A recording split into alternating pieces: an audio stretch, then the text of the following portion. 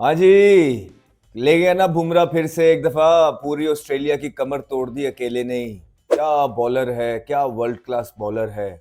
बड़े सदियों के बाद जो है इस जनरेशन में बुमराह जैसा कंसिस्टेंट परफॉर्मर आया है। और जो बड़ी बड़ी साइडों की कमर तोड़ के रख देता है अकेला, बड़ा मुश्किल हो जाता है। याद रखिए कि जब आपको दूसरी तरफ से सपोर्ट ना मिल रही हो, आप पे सारा बर्डन हो और अकेले आप पे ही पूरा मैच हो।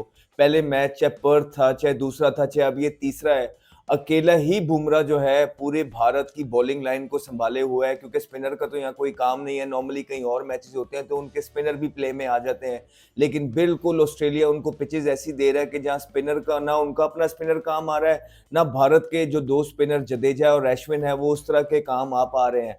फास्ट बॉलर्स की गेम है और फास्ट बॉलर भारत के पास सिर्फ एक वर्ल्ड क्लास है, वो है बुमराह, जिसने आज एक बार फिर 5 आउट किए हैं और बताया कि क्यों वो दुनियाई क्रिकेट में आजकल के मॉडर्न एरा में ग्रेट बनने की तरफ जा रहे हैं। वो इसीलिए बिकॉज बड़ी बड़ी टीमों के खिलाफ बड़े बड़े बल्लेबाजों को आउट करना, अच्छे स्टार्ट देना कुछ उनकी आदत सी बन गई हुई। और आज फिर बुमराह ने जो है क्या तबाकुन बॉलिंग की है और उसका साथ दिया बड़े जबरदस्त तरीके से भारत के फील्डर्स ने। अगर आज भारत की फील्डिंग देखी जाए तो जबरदस्त फील्डिंग की है उन्होंने।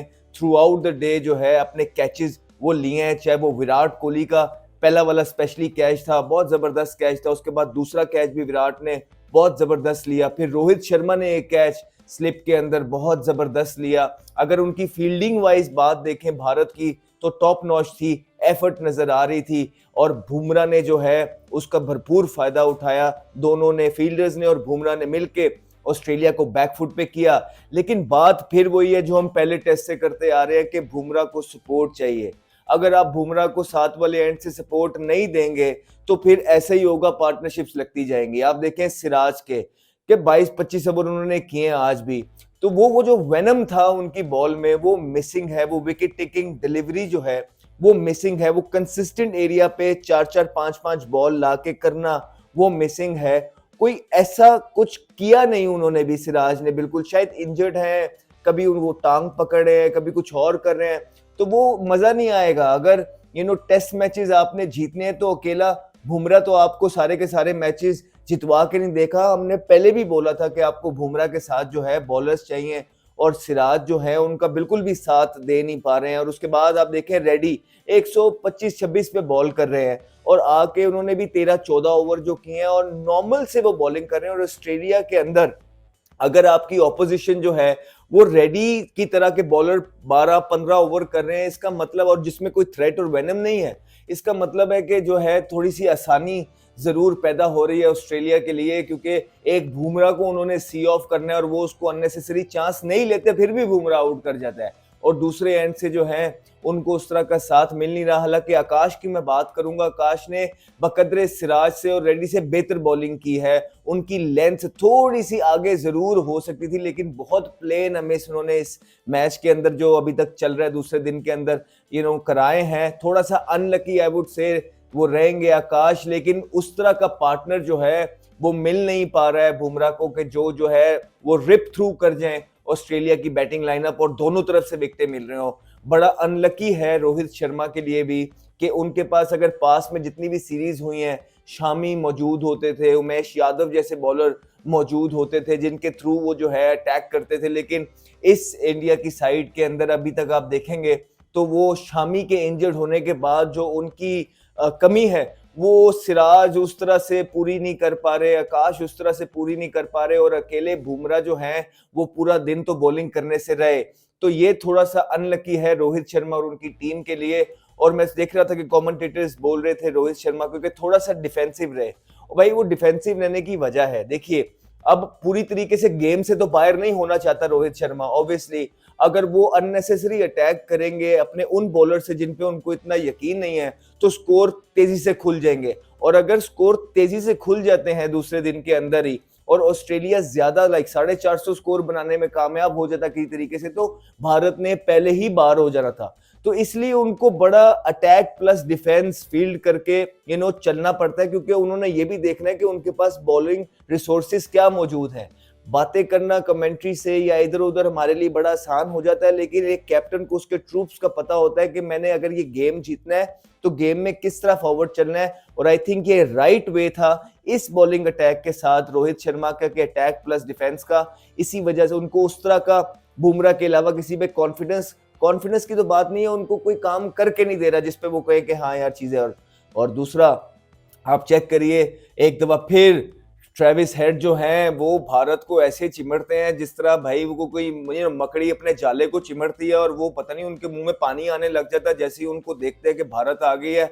आज फिर उन्होंने 150 खड़का दिया है और अजीब और अनऑर्थोडॉक्स तरीके से वो खेलते हैं, कभी लात इधर खोल लेते हैं कभी उधर खोल लेते हैं। मतलब हमने तो टेस्ट के अंदर इस तरह की बैटिंग बहुत कम देखने में मिली है, क्योंकि इतना खुला खेलते हैं और जब इतनी अजीब सी टेक्निक के साथ आप खेलते हैं तो, और स्पेशली ऑस्ट्रेलिया में तो चांस मिलते हैं, लेकिन उनको चांस भी कोई नहीं। हर बॉल मिडल हो रहा था, जो वो मारने जा रहे थे वो लग रहा था, जो चांस मिलता भी है वो ऊपर से जो है ना थर्ड मैन के ऊपर से चला जाता है। पुल मारी वो लगी, तो वो तो मतलब कि उसको क्या बॉलिंग करे अब भारत की, कुछ समझ भी नहीं आती किसको, क्योंकि हर बॉलर की पिटाई वो लगाता है आके। आज तो उन्होंने वो कुछ यूं करके इशारा भी कर दिया, उन्होंने कहा 7 सेंचुरियां हो गई हैं।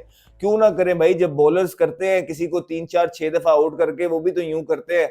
तो आज उसने भी कहा कि भाई लगे हाथों मैं भी जो है ना छोटी छोटी मूछें रख के अपना काम डाल दूं, और आके थोड़ी सी टिड्डी लेके आके अपना 150 उन्होंने आज फिर से कर दिया, और भारत को उनका 150 दुखने वाला है। फिर आज एक world class player Steve Smith ने दिखाया है कि क्यों वो इतना कंसिस्टेंट और ऑस्ट्रेलिया की साइड से इतना लंबा खेलते रहे।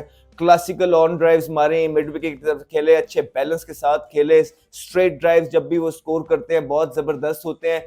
इतनी कोई गंदी बॉलिंग नहीं हुई है, लेकिन ये अच्छे प्लेयर हैं, थ्रेटनिंग बॉलिंग भी नहीं हुई सिवाय बुमराह के, जिसकी वजह से ये दोनों प्लेयर्स ऊपर से तो आउट कर लिए थे भारत ने, लेकिन मिडिल के अंदर ये दोनों आके अड़ गए और ऑस्ट्रेलिया को एक अच्छे टोटल की तरफ ले गए।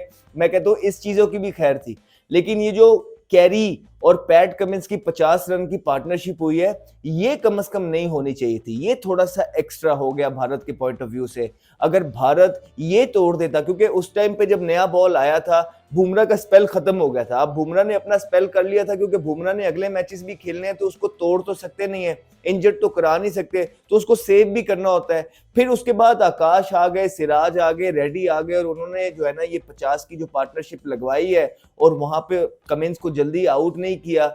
जो रन जो हैं थोड़ा सा वरीसम हो सकते हैं भारत के पॉइंट ऑफ व्यू से, लेकिन अगर भारत के पॉइंट ऑफ व्यू से देखा जाए तो ये गाबा वाला मैच उन्होंने किसी न किसी तरीके से निकालना है। एक दिन ऑलरेडी बारिश हो गई है, एक दिन आज का चला गया है। कोई अगर आप दिन की बात करेंगे तो ऑस्ट्रेलिया डेफिनेटली थोड़ा सा ऑन टॉप है। अब 3 दिन का प्ले रह गया, अब 3 दिन के प्ले में भारत को मेक श्योर करना है कि उन्होंने अपनी पहली इनिंग जरूर अच्छी खेलनी है इस मैच के अंदर रहने के लिए। अगर वो पहली इनिंग भारत अपनी अच्छी जबरदस्त खेलने में कामयाब हो जाता है, तो चाहे बेशक रिजल्ट निकले ना निकले, लेकिन भारत हारेगा नहीं, एटलीस्ट ये ड्रॉ हो जाएगा, और फिर 1-1 की सीरीज बराबर रहेगी। जिस तरह पहला पर्थ का मैच भारत जीता हुआ है, दूसरा मैच जो है ऑस्ट्रेलिया जीता हुआ है। अगर ये मैच ड्रॉ की तरफ भी जाता है एंड में, तो 2 मैचेस होंगे बाद में भारत ने जो है उसके में ज्यादा चांसेस होंगे भारत के पास। जितने मैचेस कम होते जाएंगे भारत उतना ही गेम में रहेगा, और एंड वाले जो 2 मैचेस हैं वो कंडीशंस भी भारत को गाबा से ज्यादा सूट करती हैं, क्योंकि याद रहे ये पहले 3 मैचेस जो हैं ऑस्ट्रेलिया ने भारत को वहां दिए हैं जहां सबसे अच्छा रिकॉर्ड है ऑस्ट्रेलिया का। पहला पर्थ में था, फिर दूसरा गाबा में, तीसरा गाबा में हो रहा है। ये 2-3 जो इस तरह की ग्राउंड्स हैं, यहाँ ऑस्ट्रेलिया सबसे अच्छा खेलता है। आखिरी 2 मैचेस के अंदर भारत का चांस रहेगा, लेकिन वो चांस के अंदर अलाइव रहने के लिए बहुत इंपॉर्टेंट है कि भारत इस मैच को जो है अच्छा फिनिश करे, और उसके बाद जो है अब बारी लेना भारत का बहुत ज्यादा इंपॉर्टेंट है। भारत के स्टार प्लेयर्स विराट कोहली, सारी नजरें उन पे होंगी, अच्छी फॉर्म में है, जसवाल भी अच्छी फॉर्म में है, राहुल भी, विराट कोहली भी अच्छी फॉर्म में है, रोहित शर्मा। तो इन 4-5 बैट्समैन का रन्स करना, क्रीज पे खड़ा होना, ना सिर्फ रन्स करना, टाइम भी गुजारना बहुत इंपॉर्टेंट होने वाला है, क्योंकि अगर आखिर में जाके ये मैच ड्रॉ भी हो जाए तो भारत को सूट करेगा आने वाले 2 मैचेस में रह के। तो देखना ये है कि अब भारत की किस तरह की बैटिंग होती है, क्योंकि बुमराह ने तो अपना काम करके दे दिया, बुमराह के साथ कोई इस तरह का बॉलर नजर नहीं आ रहा है। अब देखना ये है, सारी नजरें भारत की बैटिंग पे होगी कल के दिन, के भारत अपनी बैटिंग का किस तरह आगाज करता है और किस तरह अख्ताम करता है, क्योंकि पूरा मैच रिलाय करेगा कल बैटिंग पे कि किस तरह भारत खेलता है। Henry, and he's got pumped for a big one. talented young man, Ahmed Shahzad.